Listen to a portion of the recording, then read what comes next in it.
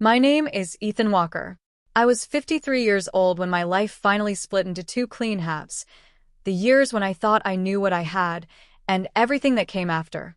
Before that line was crossed, I believed I lived the kind of life people point to when they talk about stability. Not excitement, not passion. Stability. The sort that looks almost dull from the outside, but feels earned when you're the one paying for it. I was the finance director for a manufacturing company just outside Columbus.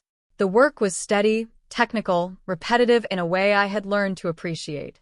I liked numbers because they didn't care about appearances. A balance sheet didn't flatter you. It didn't smile when it was lying. If something was off, it was off. There was comfort in that. Every morning I left the house at 7:10, coffee in a travel mug, leather briefcase on the passenger seat, local radio murmuring through the speakers while the neighborhood lawns rolled by in neat green squares. We lived in a quiet suburb in Ohio where every house seemed to have the same three promises built into it: safety, routine, and resale value. Ours sat on a curved street lined with maples that turned a deep burnt orange every October. White siding, black shutters. A brick walkway Melissa said made the place look warm without being trying too hard. She had chosen the paint colors. I had chosen the mortgage terms. That was how most of our marriage worked. Melissa and I had been married for 27 years. Long enough for the story of us to harden into family history. We met young, built everything in the order people respected, and stayed in motion long enough that nobody ever thought to ask whether we were still happy or just efficient. We had two grown children, Caleb and Emma, both out of the house. Caleb was practical, calm, and had my habit of pausing before he spoke. Emma was sharper, warmer, quicker with people than either of us. When they were younger, the house had been loud in the best way, doors opening and slamming, sneakers by the stairs, cereal bowls left in the sink, school forms spread across the kitchen island. By the time this began, the house had gone quiet. Not empty. Quiet. There's a difference. Melissa filled silence with small refinements. Throw pillows replaced with new seasonal ones. Fresh flowers on the dining room table even when no one was coming over. Hand soap in glass bottles instead of plastic. She cared about details the way some people care about status. Subtly, constantly, with a practiced hand that made it look natural. She played tennis twice a week at the club, went to brunch with the same circle of women most Fridays, and took the occasional girls' weekend that I never gave much thought to. It all fit the life we had built. Or the life I thought we had built. My own habits were simple.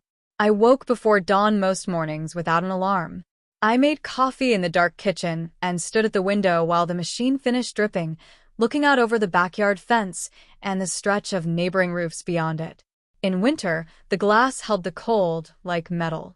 In summer, the first light came in pale and soft across the grass. I liked those minutes before the day started asking things from me. Melissa usually came downstairs later, already dressed better than the hour required.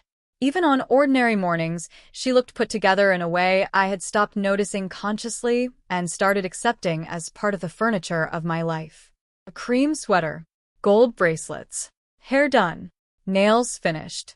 She'd kiss me on the cheek, open the fridge, ask whether I'd be home for dinner, and scroll through her phone while waiting for the toaster. Late meeting, she'd ask.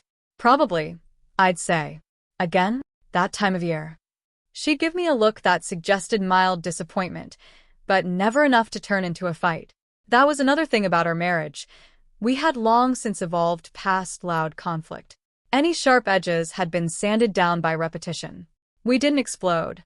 We drifted around each other with the ease of people who knew the map by heart. At least, that's what I told myself. Weekends had their own rhythm. On Saturdays I mowed the lawn or went to the hardware store, even when there wasn't much to buy. Melissa liked to sleep in, then move through the house with a candle lit somewhere and music playing low from the kitchen speaker. By noon the place smelled like citrus cleaner, coffee, and whatever expensive lotion she kept by the sink. Sometimes we'd go out that evening, sometimes not. Sometimes she had plans, and I didn't. It never seemed alarming. At our age, separate routines passed for maturity. People around us seemed to admire what they saw. That was the dangerous part. Respect from the outside can make you lazy on the inside. Neighbors waved when I pulled into the driveway. The Johnsons across the street always said things like, "You two have it figured out." At company events, Melissa was the polished wife who remembered names, laughed at the right volume, and made other men's wives suddenly more aware of their own shoes. I was the stable husband with the senior title and the calm expression. Together we looked finished. I believed in that image more than I should have. There were evenings when I'd sit at the kitchen island after dinner with my laptop open, reviewing quarterly forecasts while Melissa moved in, and out of the room on a call with a friend, half listening, half absent. Her voice would float in from the hallway. Soft laughter, a lowered tone, the little shift people make when a conversation matters, more than they want others to know. More than once I looked up at the sound of it, then looked back down again. Marriage teaches you what to ignore if you want peace. Or maybe cowardice does. Back then, I would have told you my life was predictable in the best way. I had a paid-off portion of a good home, retirement accounts on track, a wife who still cared about appearances, and children who called because they wanted to, not because they needed bail money. No scandals. No chaos. No reason to suspect that underneath the polished counters, folded napkins, and familiar silence, something had already started rotting. I didn't know it yet, but routine can hide almost anything. And ours was immaculate. The night Melissa told me she had cheated on me began so carefully that, for a few hours, it almost felt like a gift. It was our anniversary. 27 years. I left the office a little earlier than usual and drove home through a thin Ohio rain that had turned the streets dark and reflective. The neighborhood looked muted under the wet evening light. Porch lamps glowed through the drizzle. The maple in our front yard swayed against a low gray sky. When I pulled into the driveway, I noticed the dining room candles already lit through the front window. That should have been my first warning. Melissa only made that kind of effort when she wanted something remembered. When I stepped inside, the house smelled like rosemary, butter, and red wine. Not takeout, plated to look better than it was. Real cooking. She had music on low in the kitchen, something soft and old that sounded expensive. She was standing at the stove in a black dress I hadn't seen in a while, fitted at the waist, the kind of dress she used to wear when our marriage still included anticipation.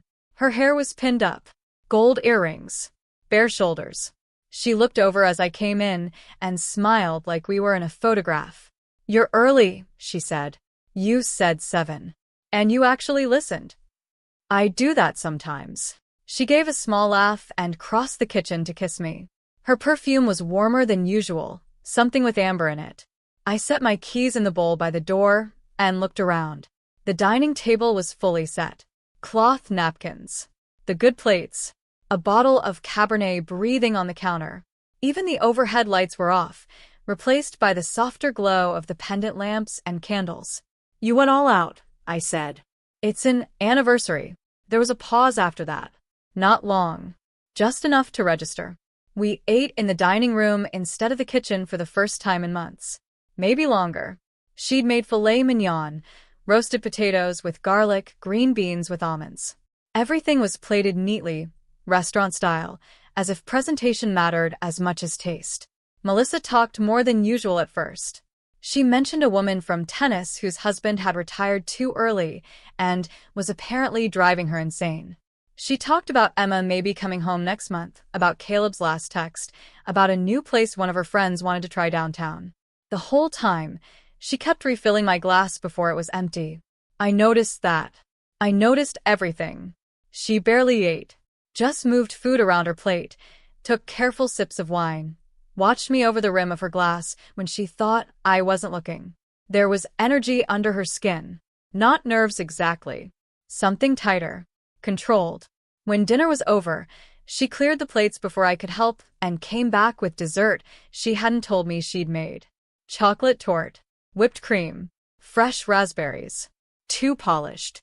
Too complete. Like a performance that had been rehearsed down to the final course. I set my fork down and said, "What's going on?" She looked at me for a moment, then folded her hands on the table. "What do you mean?" "I mean this." I glanced around the room. The dinner. The dress. The tone. You're either about to ask for something expensive or say something unpleasant. That almost made her smile. You always were good at reading a room, she said. I leaned back in my chair. Melissa. Outside, rain tapped softly against the windows. Somewhere in the kitchen, the refrigerator motor kicked on with a low hum. She looked down at her napkin, then back at me, and when she finally spoke, her voice was calm. Too calm. I slept with someone, she said. There are moments when the body reacts before the mind does. Mine went still in a way that felt almost artificial, like someone had reached inside me and turned a dial all the way down. I heard the words clearly. I understood them, but nothing about my face moved. She kept going, maybe because my silence made room for it. It happened on the girls' trip in May, the one to Nashville. I remembered the trip. 3 nights. Boutique hotel. Wine tastings. Photos with string lights and smiling faces. Melissa in a white blouse on a rooftop bar, one hand on a friend's shoulder. The caption something forgettable about needing this. I had clicked like and moved on. I looked at her and said, "You're telling me now?" "Yes." "Why?" She drew in a breath, slow and deliberate, like she had practiced even that. "Because I'm tired of pretending. And because I think honesty matters, even when it's ugly." Honesty. The word landed between us like something rotten wrapped in clean paper. I let a few seconds pass. Was it one time? She tilted her head, studying me as if my reaction disappointed her by being too contained. "Yes," she said. Then, after half a beat, "But I'm not going to sit here and perform guilt for you, if that's what you're waiting for." That was the first real crack in the evening. Not the affair. The tone. I said nothing. She mistook that for weakness. "I'm serious, Ethan. I'm not sorry it happened. I'm sorry things are awkward now, but I'm not going to lie and say I regret it if I don't." The candlelight moved against her face. Her expression stayed composed, almost bored, as if she were confessing to buying an expensive handbag she knew I wouldn't approve of. I asked, "Who was he?" "A man I met there." "Name?" She looked annoyed. "Does that matter?" "It matters to me." She reached for her wine and took a slow sip before answering. "Ryan. That's all you need to know." Need. Another choice word. I watched her over the table we had probably bought 15 years earlier, when the kids were still fighting over homework and cereal brands and who got the front seat. The same table where we'd signed Christmas cards, paid tuition bills, eaten birthday dinners, planned vacations. Now her hands rested on the polished wood as if betrayal belonged there too. Then she said the thing I think she had been wanting to say all night. "I don't know if it would happen again," she said. "But I can't promise it wouldn't." The room went very quiet after that. Not dramatic quiet. Not shattered glass quiet. Just the kind that comes when something essential has finally said its name. Melissa watched me closely, probably waiting for anger, for shouting, for some late, masculine eruption she could later describe to her friends with a trembling voice and strategic omissions. But I didn't give her that. I looked at her, at the candles burning low, at the half-finished wine in her glass, at the woman who had just confessed to tearing through 27 years of marriage and had the nerve to frame it as courage. Then I picked up my napkin, set it beside my plate, and said, very evenly, "All right." For the first time that night, she looked unsettled. She expected noise. That was the part she hadn't planned for, the absence of it. Melissa sat there, watching me like I was supposed to break open in front of her. Like 27 years deserved a visible reaction. Her fingers tightened slightly around the stem of her wine glass. Her posture shifted, just enough to betray the first hint of uncertainty. "All right," she repeated. I nodded once. "You told me. I heard you." "That's it?" she asked. There was a faint edge in her voice now, something sharper pushing through the calm she had rehearsed. "What were you expecting?" "I don't know. Something." She let out a small breath. A reaction. I held her gaze. "You got one. You just don't recognize it." That silenced her for a moment. Inside there was no chaos. No shock. No confusion. Just confirmation. Because the truth was, nothing she said that night surprised me. Not the trip. Not the man. Not even the tone she used when she told me she didn't regret it. If anything, what surprised me was how late she was to the confession. I had been living with the shadow of it for almost a year. It started small. It always does. A shift in her schedule that didn't quite line up with what she said. A Thursday afternoon tennis match that ran too long, followed by a shower the second she got home. Like she needed to wash the outside world off before stepping back into ours. New clothes that appeared without discussion. Not extravagant purchases. Melissa was too careful for that, but frequent enough to form a pattern. Then the phone. She had never been careless with it. Even before anything changed, Melissa treated her phone like a private extension of herself. But over time, the way she handled it became more deliberate. Screen angled away. Notifications silenced. Late-night messages that made her lips press together just slightly before she locked the screen. Once, I walked into the kitchen and she turned it face down a fraction too quickly. Another time, I woke up in the middle of the night and found her side of the bed empty. She was downstairs, standing by the back door, the faint blue glow of her screen lighting her face while she typed. When she heard me on the stairs, she ended the conversation mid-message. "Couldn't sleep," she said. I nodded and went back upstairs. I didn't ask questions then. I started collecting answers instead. At first, it was instinct more than intention. Small things. A receipt left in her purse from a restaurant she had never mentioned. A charge on the credit card for a boutique hotel, not large enough to trigger suspicion, but not consistent with any trip she had told me about. I didn't confront her. I took a picture of the receipt with my phone and put it in a folder I named Archive. That was the beginning. From there, it became methodical. I checked our shared accounts more closely. Not obsessively. Quietly. Patterns started to emerge. Rideshare charges in areas she had no reason to be. Mid-afternoon transactions at places that didn't match her schedule. I pulled bank statements going back months, then further. I exported them, labeled them, stored them. One evening, while she was in the shower, her phone lit up on the nightstand. Just once. A banner notification. No name, just a number. But the preview was enough. "Miss you already." I didn't touch the phone. I didn't need to. I memorized the number. Later that night, when she was asleep, I stepped into my office, closed the door, and wrote it down. The next day, I ran it through a simple search. No result. A burner, most likely, that told me more than a name would have. I installed a small camera above the garage a week after that. Not inside the house. I wasn't interested in invading my own space. Just the exterior. A clear view of the driveway and the street beyond it. I told Melissa it was for security after a neighbor mentioned a package theft 2 blocks over. She didn't question it. Why would she?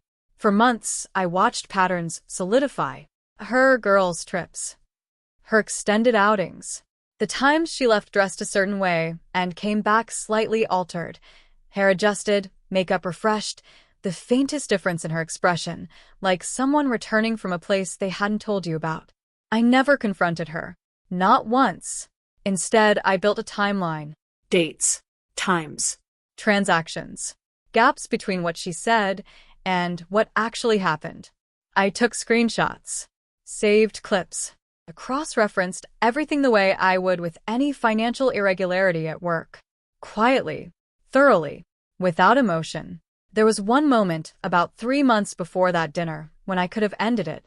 She had left her laptop open on the kitchen island while she took a call outside. The screen was awake. Messages visible. A thread not with a number this time, but a name saved under something meaningless. Just that. I stood there for a long second looking at it. Then I opened it.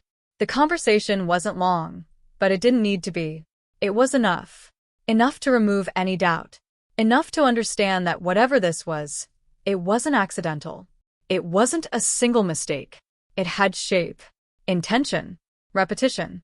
I didn't read every message. I didn't need to. I took photos of what I saw, closed the laptop, and went back to my office.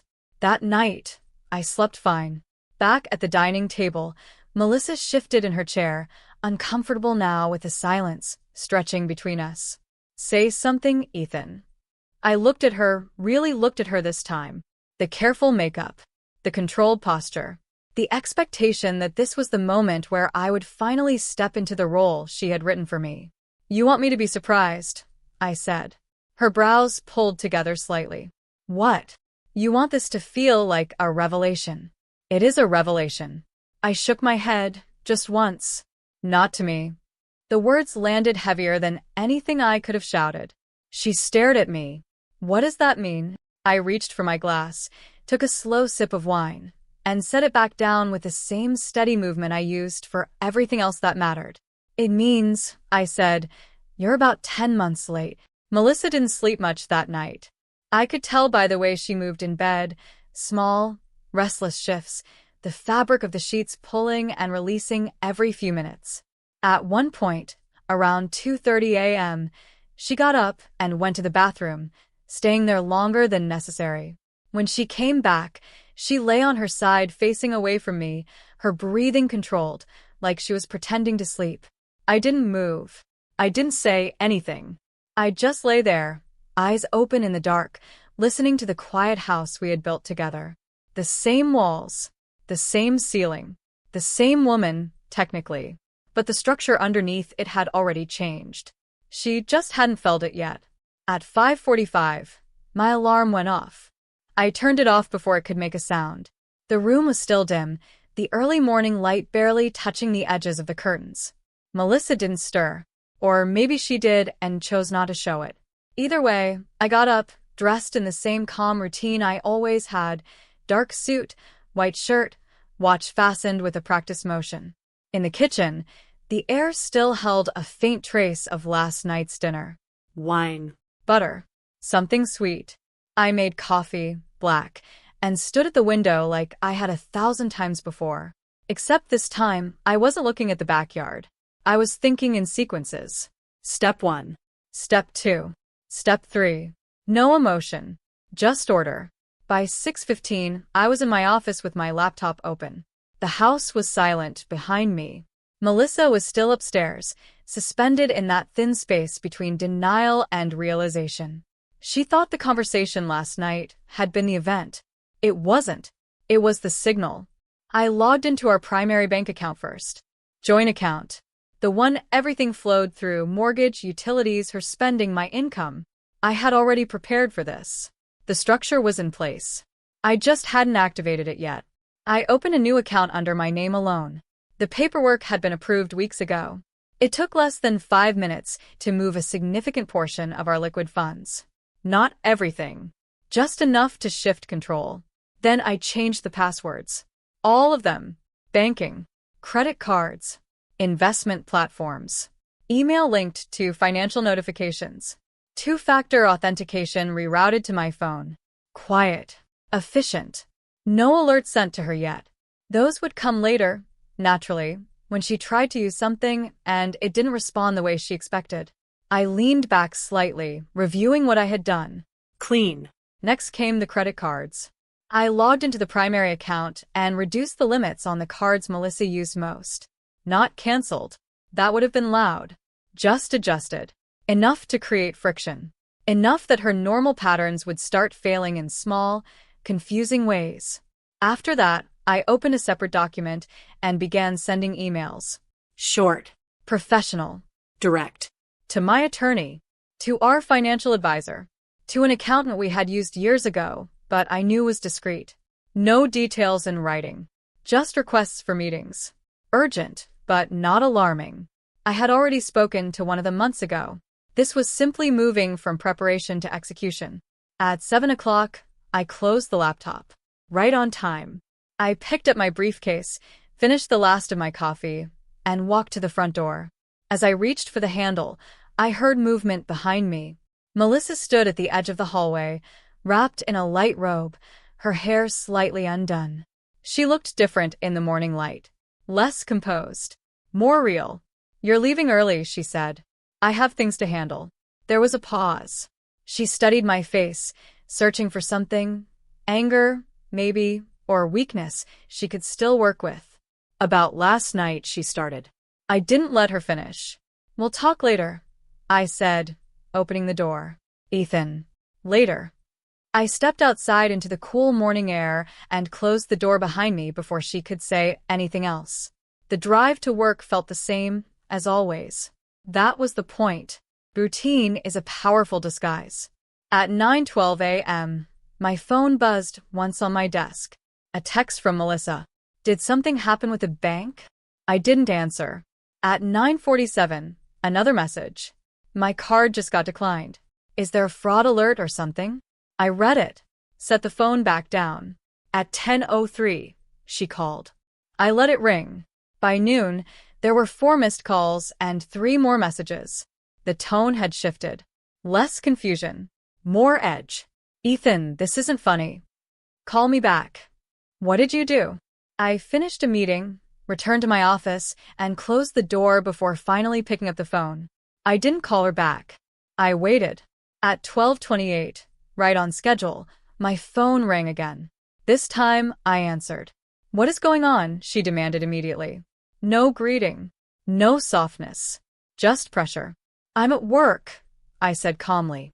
My card got declined at the salon. Do you understand how embarrassing that is? I imagine it was inconvenient. Inconvenient. Her voice sharpened. Ethan, I couldn't pay. They had to hold my appointment. I had to call. Melissa. I didn't raise my voice. I didn't need to. She stopped talking. For the moment, I said, your access to certain accounts is limited. Limited, she repeated. You don't just limit things without telling me. I just did. Silence. Then, slower, more controlled. Why? I leaned back in my chair, looking at the closed door of my office.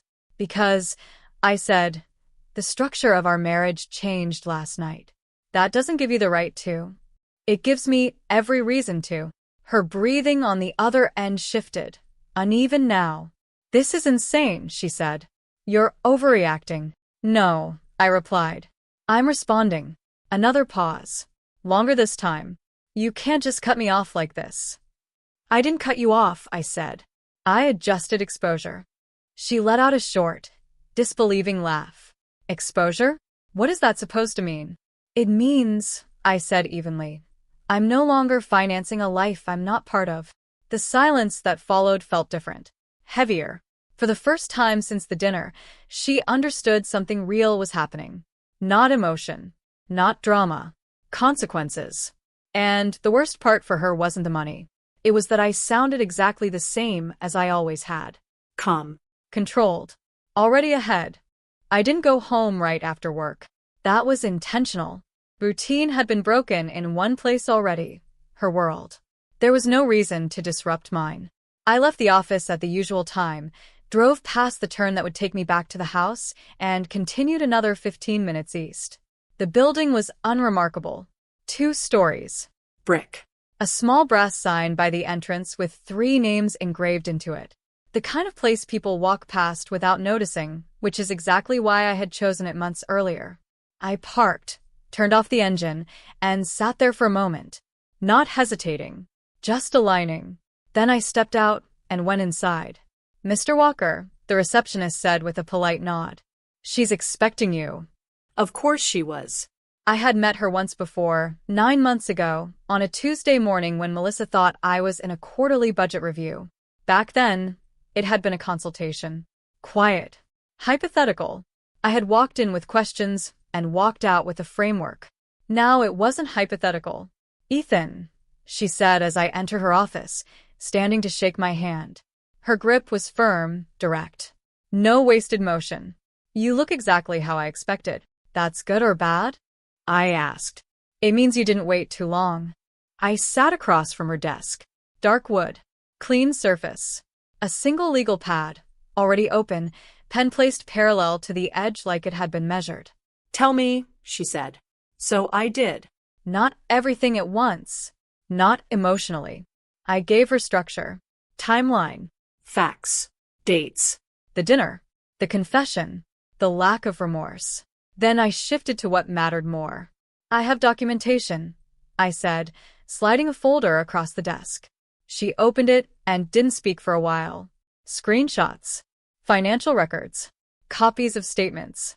Printed stills from the exterior camera. Timestamps visible, clear angles of Melissa leaving, returning, sometimes not alone. Nothing illegal. Nothing sloppy. Just enough to establish pattern, intent, repetition. Organized, she said finally. I work in finance. I can tell. She flipped another page. A credit statement. Highlighted entries. This spending, she said. She disclosed all of this to you? No. Joint liability? Yes.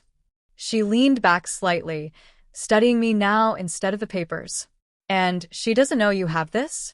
No. A small nod. Good, she said. That was the first word of approval she had given me. Here's where you are, she continued, tapping the folder lightly. You have 3 separate advantages. Infidelity, which matters less emotionally in court than people think, but still affects leverage. Financial concealment, which matters more. And documentation, which matters most. I said nothing. She continued. You didn't confront her when you found out. No. You didn't warn her. No. You prepared. Yes. Another nod. Slightly slower this time. That puts you in a stronger position than she realizes, she said. I assumed. I know you did. She closed the folder and folded her hands. Now, let's talk about the part you haven't mentioned yet. I looked at her. The debt, she said. That was the one thing I hadn't put on the table during the dinner. Not because I didn't know, because timing matters. I reached into my briefcase and pulled out a second, thinner folder. I placed it in front of her without a word. She opened it. Credit lines. 2 of them. Both in our names. Both recent. Both used. Her eyes moved quickly across the pages, then slowed. She opened these without telling you, she said. Yes. Signatures? Forged on one. Digitally authorized on the other through shared information. She exhaled quietly through her nose. Not surprise. Calculation. This changes things, she said. I thought it might. It does more than that. She closed the folder with more care than before. This isn't just reckless, she said. This is deceptive in a way courts don't like, especially combined with everything else. I leaned back slightly in the chair. How does it play? I asked. She didn't answer immediately. She was building the sequence in her head the same way I had built mine. We don't rush, she said finally. That's the mistake people make. They get emotional. They file too early. They show their hand. I nodded once. We continue exactly as you've started. Controlled. Quiet. We lock down assets, document everything, and when we move clean. And her? I asked. She'll react, the attorney said. People like your wife always do, especially when they start losing control of their environment. Spending restrictions, social pressure, inconsistencies, she'll push back. Hard. I expect that. Good, she said. Because the more she pushes, the more she reveals. There was a brief pause. Then she added, almost casually, and there's one more thing. I waited. You said you've been tracking this for about a year. Close to it. And before that, she asked. I didn't answer immediately. Because before that there had been smaller things. Older things. Things I had dismissed at the time because they didn't fit the life I believed in. I didn't look, I said.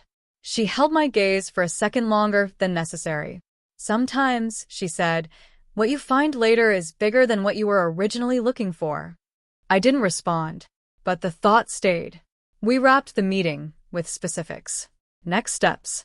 Timing. Communication channels. Everything precise. Everything contained. When I stood to leave, she said one last thing. Ethan. I turned. You're doing this the right way, she said. Not the easy way. That matters. I gave a small nod and walked out. The sky had cleared by the time I reached the parking lot. The air felt colder than it had that morning, sharper. I got into my car, set my briefcase on the passenger seat, and sat there for a moment before starting the engine. My phone buzzed again. Melissa. 3 new messages. Where are you? We need to talk. This has gone too far. I looked at the screen, then set the phone face down. She still thought this was about the dinner. She still thought this was about what she admitted. It wasn't. What she didn't understand yet. was that her confession hadn't started anything. It had just given me permission to finish it. I didn't go home until late. Not because I needed more time. Because I wanted her to sit in it. When I finally walked through the front door, the house felt different. Not empty. Not damaged. Just unsettled. Like something invisible had shifted its weight. Melissa was in the living room, sitting upright on the couch, still dressed, still composed, but it was thinner now. Her phone was in her hand, screen dark. She looked up the second I stepped inside. "Where have you been?" "Working." "That's not work," she said quickly. "I called your office." "I had a meeting." "With who?" I set my keys down slowly. Same bowl. Same sound. "With someone I needed to see." She stood up. "This is ridiculous, Ethan. You can't just disappear all day and lock me out of our accounts like I'm some kind of—" "Like what?" I asked calmly. She stopped. Her jaw tightened. "Like I don't belong here." I looked at her for a moment. "That depends on what you think belonging means." She stared at me, searching for the version of me she understood. He wasn't there anymore. "I made a mistake," she said, shifting tactics. Softer now. "One mistake. And you're acting like—" I walked past her. "Ethan." I didn't stop. "Ethan, don't do this." "I'm not doing anything," I said, heading toward my office. "I'm adjusting." "That's not adjusting. That's punishment." I paused at the doorway and looked back at her. "No," I said. "Punishment is emotional. This is structural." She didn't have a response to that. I went into my office and closed the door. And for the first time that day, I opened something I had been avoiding. Not because I was afraid of what I'd find, because I already suspected it was bigger than the affair. On my desk was a small envelope. Plain. Unmarked. It had arrived 3 days earlier. I hadn't opened it then. Timing matters. Now it was time. I sat down, slid a finger under the flap, and pulled out the contents. 2 sheets of paper. Clean. Clinical. No emotion. DNA results. I had taken the test quietly weeks ago. Simple process. No explanation needed. I told myself it was precaution. Due diligence. But the truth was simpler. There had been doubts. Not loud ones. Not constant. Just moments. Years ago. Things that didn't line up cleanly, the way I like things to line up. Emma's timing. Melissa's behavior back then.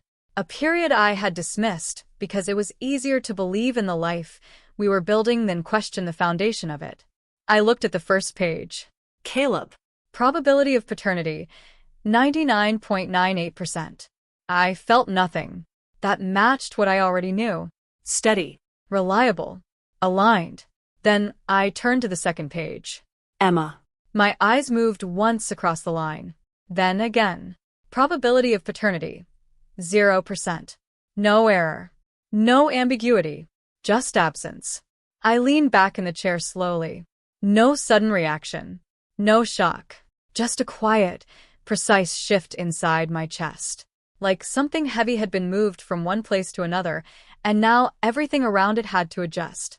I thought about Emma at 5 years old, sitting at the kitchen counter with her legs swinging, asking me why the moon followed the car. At 12, arguing with me about a school project, refusing to back down until I admitted she was right.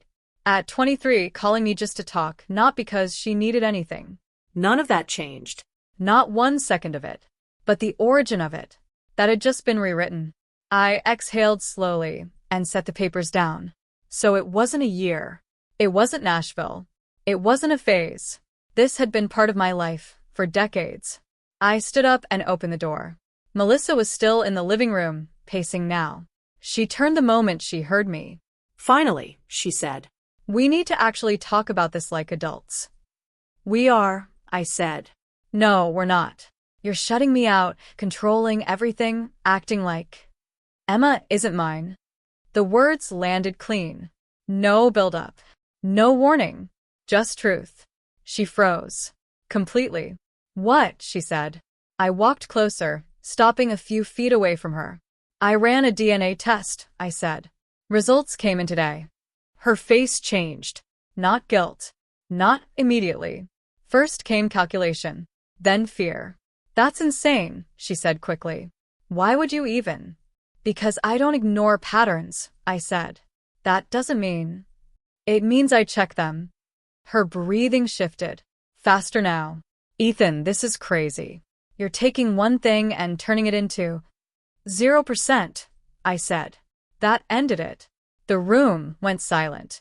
She looked at me like she was trying to find an exit that wasn't there. This can't, she started, but the words didn't finish. I watched her carefully. Years of knowing someone teaches you how to read the exact moment they stop trying to deny something and start trying to survive it. I saw that moment, right there. You were going to tell me? I asked. She didn't answer. Ever? Her lips parted slightly. Nothing came out. I nodded once. That was enough. Because now the timeline was clear. This wasn't just betrayal. It was architecture. Built slowly. Layer by layer. And I had been living inside it the entire time, thinking it was my house. Melissa finally spoke, her voice lower now, unstable in a way I had never heard before. I was going to protect you. I almost smiled. Not because it was funny. Because it was exactly what I expected. From what? I asked. From losing your family. I looked at her. Calm. Precise. Unmoved. You didn't protect anything, I said. I let a small pause settle between us. Then I added, quietly, you just made sure I didn't know what it actually was. Melissa sat down slowly. Not because she chose to. Because her legs gave out just enough that standing stopped being an option. The room felt smaller now. The same walls, the same furniture. But the space between us had changed. It wasn't tension anymore. It was exposure. Everything that had been hidden was now visible, even if it hadn't been spoken yet. You don't understand, she said quietly. I stayed standing. Then explain it. She shook her head, eyes unfocused for a second, like she was trying to reorder 23 years of lies into something survivable. It wasn't like that, she said.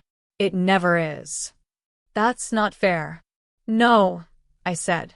It's accurate. She looked up at me, and this time there was no control left in her expression. Just fragments. I was young, she said. Things weren't stable yet. You were working all the time and you solved that by sleeping with someone else. Her mouth closed. Silence. Then, softer, almost pleading, I didn't know if it was yours. That was the first honest sentence she had said. I nodded once. And when you found out? Her eyes dropped. I didn't check. Of course she didn't. I didn't want to risk losing everything, she added quickly. We had just started building our life. Caleb was still little. We had the house, your job was finally taking off, and I thought it wouldn't matter. It mattered, I said. I know that now. No, I said quietly. You know that now because I found out. That ended the conversation. Not completely, but enough. I walked past her, picked up my phone from the kitchen counter, and scrolled to Caleb's name. Melissa saw it. What are you doing? Calling my son. You can't just… Ethan, stop. She stood up quickly now, panic rising. You can't drop something like this on them without thinking. I have thought about it. They're not part of this. They are exactly part of this. I pressed call. She moved closer. Don't do this. I held her gaze while the phone rang. Then Caleb picked up. Hey, Dad. His voice was steady. Normal. Unaware. Are you home? I asked. Yeah. Why? I need you to come by. A pause. Everything okay? No. Another pause. Shorter this time. I'll be there in 30. The call ended. Melissa stared at me like I had just crossed a line she never believed I would. You're going to destroy this family, she said. I shook my head slightly. It was already destroyed, I replied. You just kept the walls standing. Caleb arrived first. He walked in without knocking, keys still in his hand, eyes scanning the room immediately. He looked from me to Melissa, reading the atmosphere the way he always had, quickly, quietly. What's going on? He asked. Sit down, I said. He didn't argue, just dropped his keys on the table and sat across from me. Melissa stayed standing. I'm going to tell you something, I said. And I need you to listen all the way through before you react. His expression tightened slightly. Okay. Your mother had an affair. He blinked once, then looked at her. She didn't speak. When? He asked. Recently, I said. And not just recently. That was enough for him to understand the weight of it. His jaw set. Are you serious? He said, looking at her now. Caleb, she started. He cut her off. Are you serious? She didn't answer fast enough. That was her answer. He leaned back slightly, exhaling through his nose. Wow, he said quietly. Then he looked at me again. What do you need from me? Not, is it true? Not, why? Not, how could she?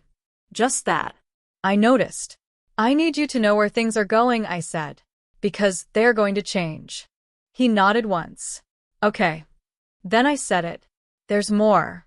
Melissa closed her eyes. Dad, she started, but I didn't stop. I ran a DNA test. Caleb frowned slightly. Why would you? Because I had reasons. A pause. And I held his gaze. You're my son. He didn't react immediately. Just absorb it. Then nodded. Once, slower this time. Okay. Relief didn't show on his face. But it was there. Then I continued. Emma isn't. That hit. Not explosive. But deep. Caleb's eyes shifted slightly, processing, recalculating everything he thought he knew. What? He said. Biologically. I clarified. Not mine. Silence filled the room. Melissa didn't move. Caleb looked at her again. This time longer. Is that true? He asked. She didn't answer. Again. That was enough. He stood up slowly, running a hand through his hair. That's, he started, then stopped. That's not small, Mom. I know, she said, her voice breaking slightly. No, he said. I don't think you do. He turned to me. What about Emma? He asked. I haven't told her yet. Good, he said immediately. Don't do that over the phone. I won't. He nodded. Then he stepped closer to me. Not dramatically. Just enough. I'm with you, he said quietly. I met his eyes. I know. That was all we needed. Emma arrived an hour later. Melissa had tried to call her before that. I stopped her. No, I said. You don't control the narrative anymore. She didn't argue. She couldn't. When Emma walked in, she immediately felt it. Not the details. The shift. Okay, what is going on? She asked, looking between all of us. Her eyes landed on me last. I gestured to the chair. Sit down. She hesitated. Then did. Caleb stayed standing behind her, one hand resting lightly on the back of her chair. I watched that. Then I spoke. I'm going to tell you something difficult, I said. She nodded slowly. Okay. Your mother had an affair. Her face changed instantly. Wait, what? Melissa started crying softly now. Too late. That's not all, I said. Emma looked at me, confusion turning into something sharper. What do you mean? I didn't rush. Timing matters. I took a DNA test. She blinked. Why would you? Because I needed clarity. A pause. And, she asked. I held her gaze. You're not biologically mine. The words settled. No explosion. No scream. Just silence. Emma didn't move. Didn't blink. Didn't look at Melissa. She just stared at me. For a long moment. Then she asked, very quietly, do you believe that? Yes. Another pause. And you still called me here? Yes. Her eyes searched mine. Not for denial. For truth. For distance. For anything that had changed. She stood up slowly, walked toward me, and stopped right in front of me. You raised me, she said. I did. You were there. Every day. Yes. You're my dad. I didn't respond. I let her say it. Not as comfort. As fact. She nodded once, like she had confirmed something for herself, not for me. Then she turned to Melissa, and for the first time, her voice wasn't soft. You lied to all of us. Melissa tried to speak. Emma didn't let her. For my entire life. Silence. Emma stepped back, closer to me now than to her. That wasn't an accident. Then she said something I hadn't expected, not because of what it meant, but because of how certain she sounded. "Nothing changes," she said. "Not for me." I looked at her. She didn't look away. "Blood doesn't decide that," she added. And just like that, the last thing Melissa thought she still controlled Was gone. The shift didn't happen all at once. It unraveled, quietly at first, then all at the same time. Melissa tried to regain control the only way she knew how, by reshaping the story before it spread beyond the walls of the house. The next morning, I found her at the kitchen island, already dressed, makeup done, phone in her hand like a weapon she didn't know how to use properly. "I told Karen," she said as I poured my coffee. I didn't look at her. "Of course you did." She needed to hear my side before things get twisted. I took a slow sip. "What exactly is your side?" Her jaw tightened. "That you're overreacting. That you've been distant for years. That this didn't come out of nowhere." I set the mug down. "You can tell whatever version you need," I said. "It won't hold." She laughed under her breath, but there was no humor in it. "You think you can just control everything now?" "No," I said calmly. "Just what's mine." That answer stayed with her. I could see it, because over the next few days things started slipping. Not dramatically. Precisely. Her credit cards didn't just get declined once. They started failing everywhere. The boutique she liked. The salon. The wine delivery service she had on auto-renew. Each time, a small interruption. A small moment where her life didn't respond the way it always had. She called me after the third one. "This is humiliating." "I'm aware. You're doing this on purpose." "Yes." Silence. Then, sharper, "You're trying to punish me." "No," I said. "I'm removing access." "That's the same thing." "It's not." She hung up. That afternoon, I received a notification from one of the accounts I had been monitoring. A new attempt to open a line of credit. Denied. I sat back in my chair and looked at the details. She hadn't stopped. Even now, even after everything. I added the document to the folder. Evidence grows faster when people panic. By the end of the week, her tone changed. Less aggressive, more adaptive. She started approaching conversations differently. Softer voice. Longer pauses. Strategic vulnerability. "I don't want this to get ugly," she said one evening, standing in the doorway of my office. "It already is. It doesn't have to stay that way." I looked up from my laptop. "What are you offering?" She stepped inside slowly, like she was entering unfamiliar territory. "We can fix this," she said. "We've been together almost 30 years. You don't throw that away over." "Over what?" I asked. She hesitated. "Over mistakes." I closed the laptop. "You're still minimizing," I said. "I'm trying to move forward." "No," I said. "You're trying to avoid consequences." Her expression flickered. "I said I was wrong."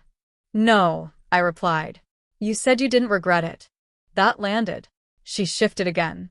New angle. Tears this time. Controlled but visible. "I was unhappy," she said quietly. "You were never really there. Even when you were home, you were somewhere else. Work, numbers, your routines. I felt invisible." I watched her. Not cold. Just clear. "And your solution," I said, "was to build a second life inside the one I was paying for." "That's not fair." "It's accurate." She wiped her eyes, frustration bleeding through now. "You act like you're perfect." "I don't. You're controlling. Distant. You shut people out." "I observe," I said. "There's a difference." She let out a sharp breath. "This isn't all on me." I leaned back slightly. "You're right," I said. For a second, she thought she had something. Then I added, "It's just mostly on you." That ended that attempt. But the real collapse didn't come from our conversations. It came from outside. Karen stopped inviting her to things. Not directly. Just less. Messages went unanswered longer. Plans fell through. Another friend, Lisa, called me one afternoon. Not Melissa. Me. "I don't want to get involved," she said carefully, "but you should know she's been telling people you've been emotionally abusive for years." I let a second pass. Is that what she said? Yes. Did she give examples? A pause. No. Then she doesn't have any. Lisa didn't argue, because people who know the truth don't need to defend it loudly. 2 days later, I found something else. Not through her. Through the records. A separate credit card. Not linked to our main accounts. Different bank. Higher interest rate. Used heavily. I sat in my office that night, going through the statements line by line. Hotel charges. Restaurants. Gifts. Dates that didn't match Nashville. Didn't match anything she had ever told me. This wasn't one trip. It wasn't even recent. It was sustained. Messy. Careless in a way that only becomes visible when you stop trusting and start looking. I printed everything. Added it to the folder. The pattern was complete now. That night, I placed the folder on the dining table. The same table. Candles gone. No music. Just paper. Melissa walked in, saw it, and stopped. What is this? Your life, I said. She stepped closer slowly, like the pages might react if she moved too fast. She opened it. Flipped once. Twice. Her breathing changed almost immediately. This isn't, she started. Keep going. She did. Page after page. Charges. Dates. Locations. Evidence that didn't argue. It just existed. This isn't what it looks like, she said, but her voice had already lost conviction. It's exactly what it looks like. No, some of these are just what? She couldn't finish, because there was no version of this that sounded better out loud. I watched her carefully. The control was gone now. Not slipping. Gone. You told me it was one time, I said.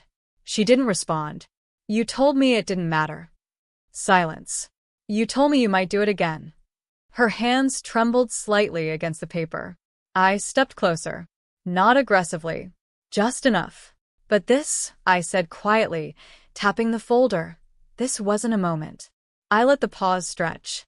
Then finished the thought. This was a lifestyle. She looked up at me. And for the first time since all of this started, she didn't have a strategy. Just fear. Real, unfiltered fear. Because now, it wasn't about what she admitted. It was about everything she couldn't hide anymore. By the time we reached the courtroom, Melissa had already lost. She just didn't know it yet. The room itself was smaller than people imagine. No drama. No raised voices echoing off marble.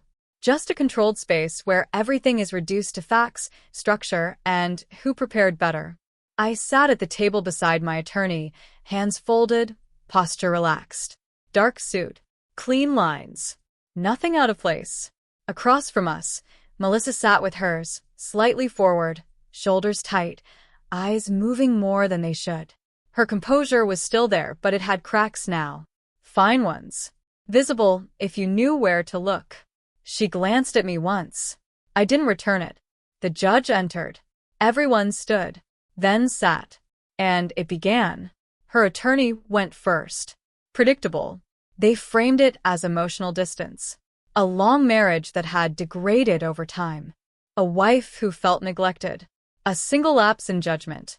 They used careful language, nothing concrete, nothing that could be pinned down. Just enough to suggest complexity, without inviting scrutiny. Melissa nodded at the right moments. Played the part. Controlled. But it didn't last. When it was our turn, my attorney didn't rush. She stood, adjusted a single sheet of paper, and began calmly. Your Honor, this is not a case of emotional miscommunication or isolated misconduct. No raised voice. No theatrics. Just clarity. This is a case of sustained deception. Then she placed the first set of documents forward.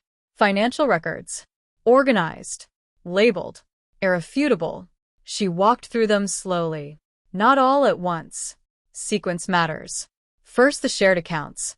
Then the discrepancies. Then the undisclosed spending. Each piece placed carefully, like steps in a staircase you don't realize you're climbing until you're already too high to step down safely. Melissa shifted in her seat. Her attorney leaned in, whispering something. It didn't help.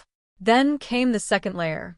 The respondent engaged in repeated financial activity that was not disclosed to the petitioner, including the opening of credit lines under shared liability. The judge looked up. That got attention. Documentation followed. Signatures. Dates. Authorization logs. One of the cards. Then the other. The forged one. Melissa's attorney stood quickly. Objection.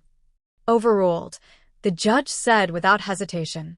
That was the first real break. Melissa's posture changed. Not dramatically. Just enough. Then my attorney continued.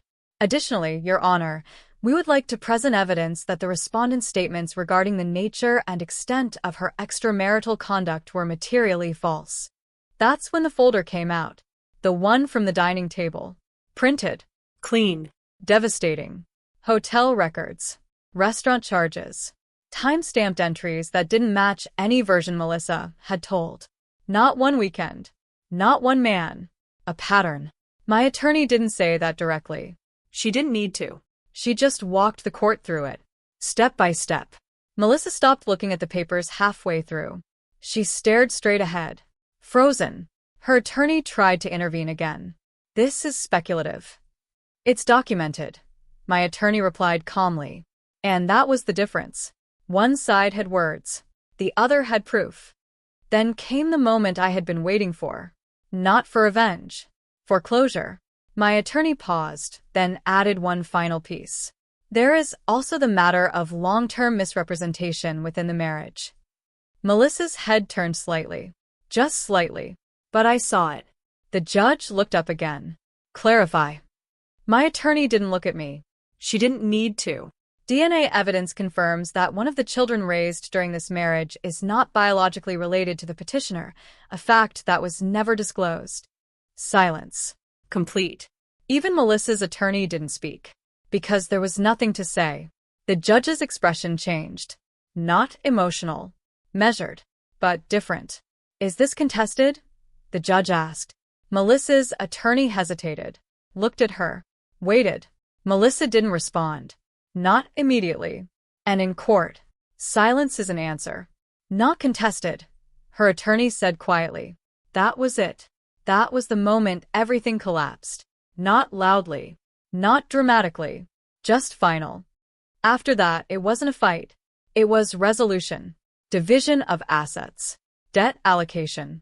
Property. Each decision leaned the same direction. Not because of emotion.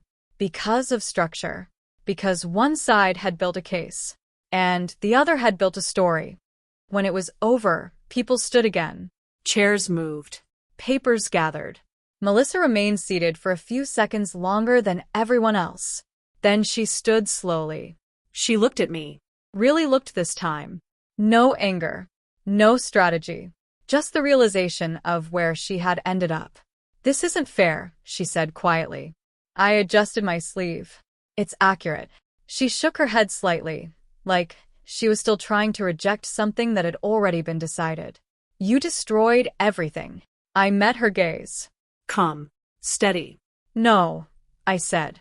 I let a small pause settle, then finished it. You just didn't think I would respond. I walked out of the courtroom without looking back. Not because I was angry, because there was nothing left behind me that belonged to me anymore. The house in Ohio sold faster than I expected. Not because of anything I did. Because it had always been exactly what people were looking for. Quiet street, clean lines, nothing visibly broken. The kind of place buyers walk through and imagine a stable life without asking what it cost to maintain it. I didn't correct that impression. I signed the papers, handed over the keys, and left without walking through it one last time. There was nothing in those rooms I needed to revisit. Memory doesn't require location. And closure doesn't come from standing in the same space longer than necessary. 2 months later, I was in North Carolina. Smaller house. Near a lake. Not impressive. Intentional. The first morning there, I woke up before sunrise out of habit. The air was different. Lighter. Less confined. No traffic sounds. Just water moving somewhere in the distance and the occasional shift of wind through trees that hadn't been trimmed into uniform shapes. I made coffee. Same way. Black. Simple. But when I stood by the window this time, I wasn't looking at fences or neighboring roofs. Just open water stretching out under a pale sky, untouched by anything that needed maintenance. It felt clean. Not peaceful. Not yet. But honest. That was enough. Caleb visited first. He showed up in the afternoon, parked without hesitation, walked in like he already understood the space. Smaller, he said, looking around. Less to manage. He nodded. We sat outside later, 2 chairs facing the lake, nothing between us but a small table and the quiet that didn't need to be filled. "How are you?" he asked. "Better," I said. He studied me for a moment. "Yeah," he said. "You look it." That was all. No long conversation. No analysis. Just confirmation. Before he left, he paused at the door. "You did the right thing," he said. I didn't respond immediately. Then I nodded once. "I know." Emma came a week later. She didn't comment on the house. Didn't ask about the move. She walked in, set her bag down, and hugged me. Not tentative.